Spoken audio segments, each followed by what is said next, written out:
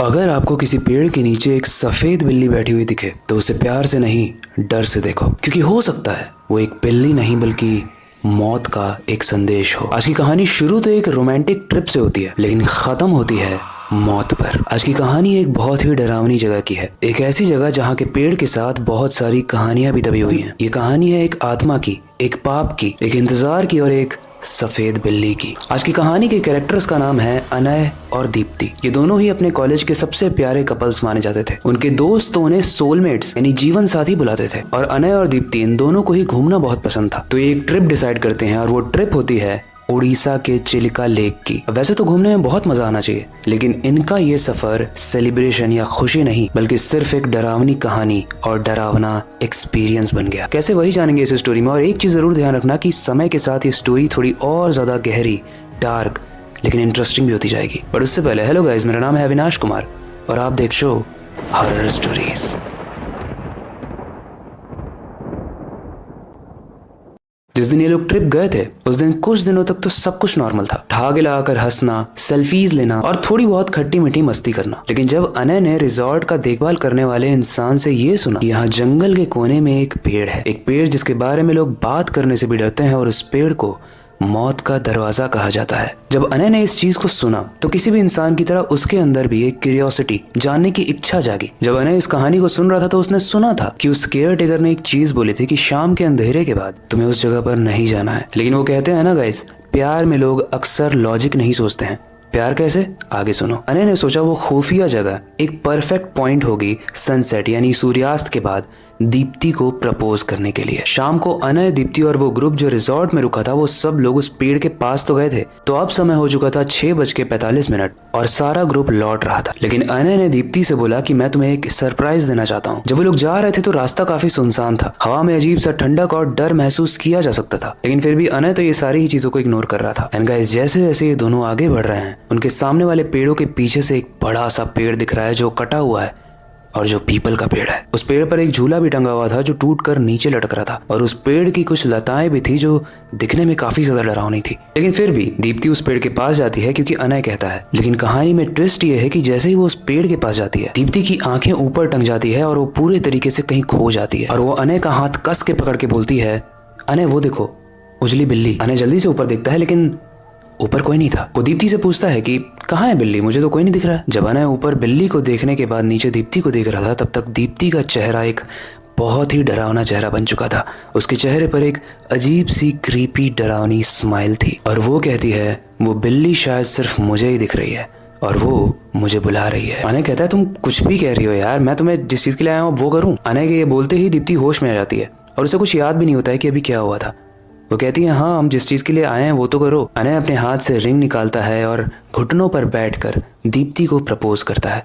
वो मोमेंट दिखने में तो बहुत रोमांटिक दिख रहा था, लेकिन सिर्फ उन दोनों के बीच में, क्योंकि कहानी में एक ट्विस्ट है जो ट्विस्ट उस एनवायरमेंट से आ रहा है। क्योंकि कोई तो था जो वहां छुप कर उन्हें देख रहा था, जो उनकी खुशी से चल रहा था। लेकिन फिर भी वहां उनको कुछ नहीं हुआ। वो दोनों वहां से सेफली अपने रिजॉर्ट में जहां वो लोग रुके थे वापस आ गए। लेकिन उस दिन उस रिजॉर्ट की लाइट्स बहुत ब्लिंक कर रही थी और बहुत तेज आंधी चल रही थी। वहां का केयर टेकर ऊपर आके उन दोनों से पूछता है कि तुम दोनों इतना लेट आए हो, कहीं पेड़ के पास तो नहीं थे। अनय बोलता है नहीं, हम लोग पेड़ के पास थोड़ी आ रहे हैं, हम तो बस वहीं आसपास ही कहीं थे। और रात के 2 बजे एक बहुत ही डरावना सीन होता है। दरअसल रात के 2 बजे जब अनय की नींद टूटती है तो उस साइड में जब देखता है तो दीप्ति वहां पर नहीं लेटी हुई थी, बल्कि वो ऊपर थी। यानी पंखा जहां लटका था वहीं पर दीप्ति भी खड़ी थी। और मैं खड़ी इसलिए कह रहा हूं क्योंकि दीप्ति उल्टी खड़ी थी और नीचे लटक रही थी। अनय जैसे ही इस दृश्य को देखता है उसके रोंगटे खड़े हो जाते हैं, वो कस के चिल्लाता है। लेकिन जब थोड़ी देर के बाद वो शांत होता है तो वो देखता है कि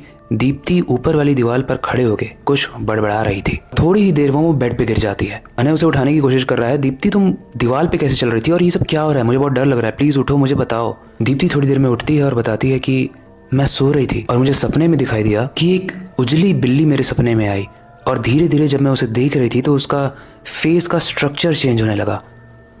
उसकी हड्डियां टूट टूट कर एक इंसान की हड्डियों जैसी बनने लगी। उसकी आंखें काली हो गई और वो बहुत ही सड़े चेहरे के साथ मुझसे पूछती है कि तुमने मेरा पेड़ क्यों छुआ, और कहती है कि तुम भी जाओ अब उस 21 लोगों की तरह। अनय को एक चीज बहुत खटक रही थी कि वो दीवार के ऊपर कैसे चढ़ी, लेकिन उससे भी ज्यादा उसे एक चीज खटक रही थी कि दीप्ति कहीं ये सब अजीब सा झूठ या मनगढ़ंत कहानी तो नहीं कर रही है। लेकिन इसके रिस्पॉन्स में दीप्ति अपना कंधा दिखाती है जहाँ पर सच में बिल्ली के मारने के निशान थे। तुरंत उस रिजॉर्ट के मैनेजर के पास, उस केयर टेकर के पास जाता है और बताता है कि हमारे साथ क्या क्या हुआ।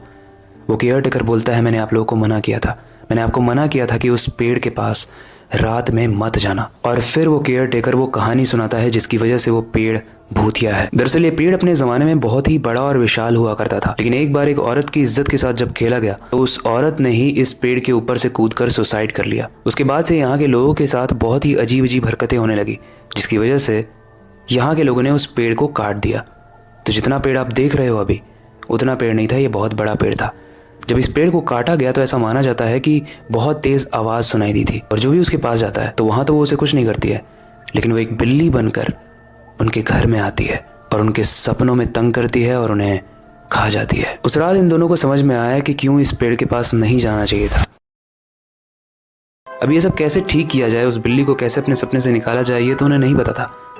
इसलिए उन्होंने बस एक ही चीज़ डिसाइड किया कि वो जहाँ से आए हैं वो वहाँ चले जाएंगे। उसके बाद इस कहानी में क्या हुआ होगा अनय और दीप्ति के साथ, वो तो हम नहीं जानते, क्योंकि ये स्टोरी मेरे एक सब्सक्राइबर ने मुझे भेजी थी। और मैंने जब इंटरनेट पे सर्च किया तो ऐसे भूतिया पेड़ तो भारत में बहुत सारे हैं, लेकिन उसमें से सबसे डरावना पेड़ माना जाता है मंगलाजोड़ी पेड़, जो ओडिशा में है। तो उसके बारे में जाके आप इंटरनेट पे सर्च जरूर करना। बाकी ये कहानी यहीं तक थी, लेकिन हमें एक चीज समझनी पड़ेगी कि हमें कभी भी ऐसी जगहों पर नहीं जाना चाहिए जहाँ पर कोई ना कोई हादसे हुए हों, क्योंकि उस जगह में एक नेगेटिविटी होती है, एक ऐसी नेगेटिविटी जो अनय और दीप्ति ने भी फेस की। लेकिन ये भी हो सकता है क्योंकि उस पेड़ के पास रिजॉर्ट है, होटल्स हैं, तो उन्होंने अपने बिजनेस को चलाने के लिए ये स्टोरीज बनाई हो।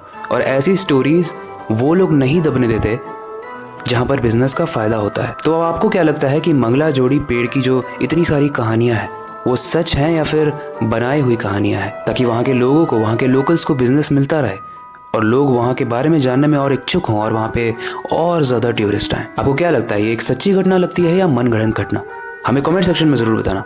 बाकी वक्त आ चुका है इस कहानी को एंड करने का और नई स्टोरी पर काम शुरू करने का, लेकिन जाने से पहले मैं बस एक ही चीज़ कहना चाहूँगा, अपनी क्यूरियोसिटी को डाई मत होने देना, नई चीज़ें सीखते रहना, अपने बेड के नीचे और खिड़की के बाहर ज़रूर देख लेना। मिलते हैं अगली वीडियो में।